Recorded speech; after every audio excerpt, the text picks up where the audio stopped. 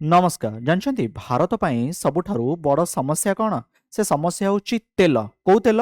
ଆମ ଖାଇବା ତେଲ, ରିଫାଇନ୍ ତେଲ ବା ସୋରିଷ ତେଲ ନୁହେଁ।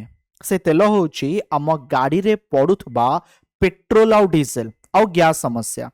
ଆଉ ଆକୁ ଆପଣମାନେ ଅଳ୍ପେ ବହୁତେ ପ୍ରାୟ ଆମେ ସମସ୍ତେ ଅନୁଭବ କରୁଛେ। କେତେବେଳେ ଅନୁଭବ କରିଛେ? ଭାବନ୍ତୁ ଏଇ କିଛି ମାସ ତଳେ ଯେତେବେଳେ ପେଟ୍ରୋଲ ପମ୍ପରେ ଲମ୍ବା ଲମ୍ବା ଲାଇନ୍ ଲଗେଇ ଲୋକମାନେ ଠିଆ ହେଉଥିଲେ, ଯେତେବେଳେ ଆମକୁ ଗ୍ୟାସ୍ ମିଳୁନଥିଲା, ୱେଟିଂ ପିରିୟଡକୁ ସରକାର ବଢ଼େଇ ଦେଇଥିଲେ, ସେତେବେଳେ କି ଗ୍ୟାସ୍ର ଅଭାବ ଯୋଗୁଁ ବହୁତ ସାରା ରେଷ୍ଟୁରାଣ୍ଟ, କ୍ୟାଫେ ବା ଏଇ ଯେଉଁ ହସ୍ପିଟାଲିଟି ସେକ୍ଟର, ଫୁଡ୍ ଇଣ୍ଡଷ୍ଟ୍ରି ଯେଉଁମାନେ କି ଏଇ ଗ୍ୟାସ୍ ଉପରେ ଡିପେଣ୍ଡ କରିଥିଲେ, ବନ୍ଦ ହେଲା। କାହିଁକି? ଷ୍ଟ୍ରେଟ୍ ଅଫ୍ ହରମୁଜ ଯୋଗୁଁ। ହରମୁଜ ପ୍ରଣାଳୀ ଆପଣମାନେ ସମସ୍ତେ ଶୁଣିଛନ୍ତି। ଯେଉଁ ହରମୁଜ ପ୍ରଣାଳୀରେ ଆମେ ବ୍ଲକେଡ୍ ଦେଖିବାକୁ ପାଇଲୁ, ଯେଉଁ ହରମୁଜ ପ୍ରଣାଳୀକୁ କଣ୍ଟ୍ରୋଲ କରୁଥିଲା ଇରାନ ଆଉ ଆମେରିକା ଜାହାଜ ଏପଟକୁ ଆସିବାକୁ ଦଉନଥିଲା। ତେବେ ଯଦି ଆମ ପାଖରେ ସେଇ ତେଲର ଭଣ୍ଡାର, ତେଲ ରହିଥାନ୍ତା, ତେବେ କିଛି ଅସୁବିଧା ହୁଅନ୍ତାନି। ତେବେ ଆମ ପାଇଁ ଆଗାମୀ ଦିନରେ ଗୋଟେ ବହୁତ ବଡ଼ ପ୍ରୋଜେକ୍ଟ ଉପରେ ସରକାର କାମ କରୁଛନ୍ତି, ଯାହାର ନାଁ ହେଉଛି ସମୁଦ୍ର ମନ୍ଥନ।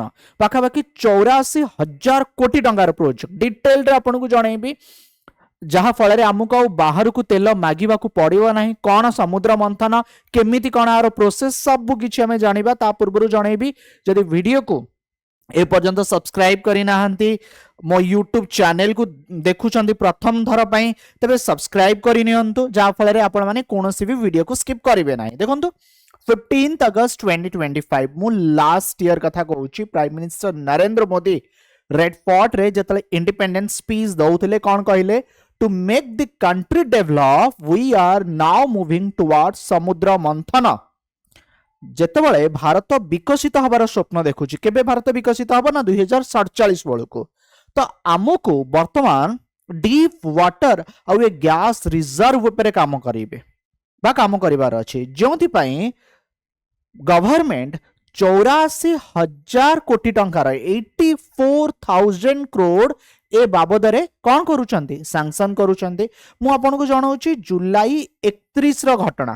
सेंट्रल कैबिनेट जो मीटिंग बसी थिला, chairmanship prime minister Narendra Modi अध्यक्षतार पेट्रोलियम मिनिस्ट्री रो ए जो समुद्र मंथन स्कीम रही आपको अप्रूवाल मिलगला। तेरे शुणु, this is the country largest national offshore exploration project ए जाबत, जोठिकी आमे बर्तमान सर्च आमे खोजिबू कोठी crude oil gas deep water area रे रही। ए जो एक्सप्लोरेशन हबो ना, पाखापाखी 10 lakh square kilometre exclusive economic zone, गोटे कंट्री रो exclusive economic zone beyond its maritime boundary, only that country जा पाखरे से राइट्स अच्छी ट्रेड आउ अदर एक्टिविटी को कंडक्ट करबा पई।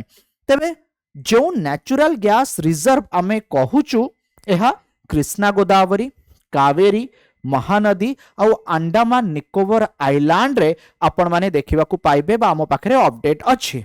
ए बाबदरे कौन हठात सब किछि माने राताराती हे जिवो ना फ्रेंड्स, 5 रु 10 वर्ष लागिबो। मु आपनको जणाउछि केवल ड्रिलिंग बाबदरे, the cost of drilling one oil well, गोटे कुआ आपण कहि परिबे सेठी, आ बाबदरे खर्च हे जिवो पाखापाखी 1192 रु 1431 कोटी टंका। 2031 सुधा पाखापाखी 84,084 कोटी टंका ए बाबदरे खर्च हेइजिबो।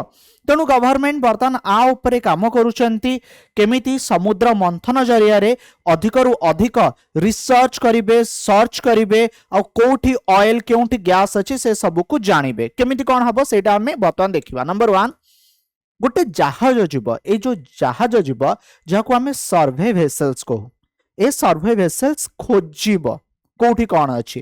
तेणु प्रथमे कौन हम, सर्वे जहाज द्वारा तेलर संधान को खोजा जीव, सिस्मिक सर्वे। शब्द तरंगर व्यवहार विशेष सर्भे जहाज गुड़िक समुद्र भितर को एयर गन जोगाई दियंती। यह समुद्र तलकू शक्तिशाली शब्द तरंग को प्रेरण करे जेमती कि आपण माने देखि पारुछन्ते। ठीक अछि, एठी मु एयर गन कथा कहूची।